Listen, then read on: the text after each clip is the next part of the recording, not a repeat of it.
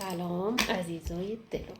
امشب نمیخوام آزمایشی انجام بدم. میخوام چند تا سوال از تیام بپرسم، جوابشو به همون بده. میدونید چه افرادی خطرناک هستن؟ سرباز، تفنگ باز، پلیس. افراد خطرناک کسایی هستن اول از همه به همون میگن یه رازی رو باید پیش خودت نگه داری.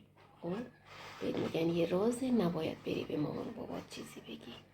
اونا یه جاهایی از بدن تو دست میزنن، خب که اندام خصوصی، جاهای خصوصی بدن تو دست میزنن. این آدمای خطرناکی هستن. چرا؟ چون هیچ کس اجازه نداره به اندام خصوصی هیچ کس دیگه ای دست بزنه. سوم، بهت میگن بیا ما تو خونه شکلات داریم، بستنی داریم، اسباب بازی داریم، با ما بیا تا ما اینا رو بهت بدیم.